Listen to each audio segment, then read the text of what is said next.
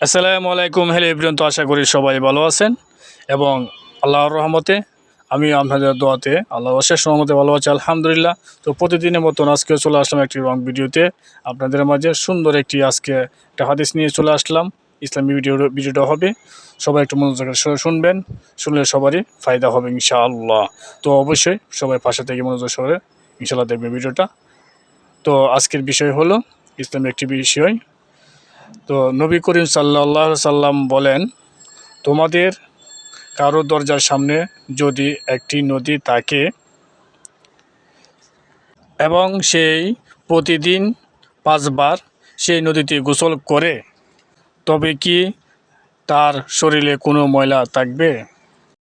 এই নামাজ ও তেমনি পাপ দূর করে। বুখারী 505, মুসলিম শরীফ 668 নং হাদিস। তো অবশ্যই গাইস, ভিডিওটা যদি আপনাদের কাছে ভালো লাগে ইসলামিক ভিডিওটি শেয়ার করে অন্য ভাইকে দেখার সুযোগ করে দিবেন গাইস। তো গাইস, তাহলে আমরা এই হাদিসটাকে কি শিখতে পারলাম? তো 5 ওয়াক্ত নামাজ করলে আমাদের কোনো ধরনের পাপ থাকবে না এবং যেমন 5 বার নদীতে গোসল করলে ময়লা থাকবে না, তেমনি বোঝাইছে যে 5 ওয়াক্ত নামাজ করলে। তাহলে আমরা রমজান মাসে যে 5 ওয়াক্ত নামাজ করতেছি, যারা অনেকেই নামাজ করতো না, এখন রমজান মাসে সবাই আমরা রেগুলার করতেছি। ইনশাল্লাহ এই অভ্যাসটা আমরা ধরে রাখতে পারি, অব্যাহত রাখতে পারি, কন্টিনিউ করতে পারি প্রতিদিন।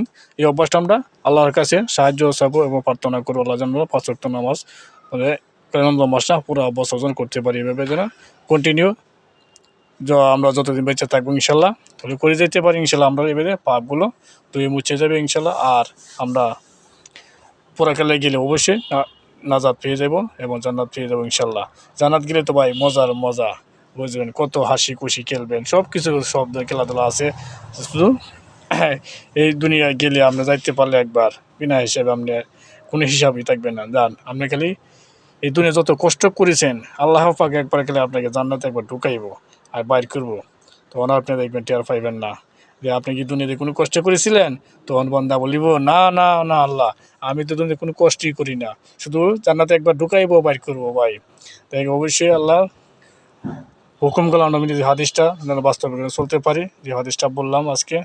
হ্যাঁ, সবাই আমরা এই হাদিসটাই অনুসরণ করে ধরে রাখতে পারি, সুন্দর একটি হাদিস।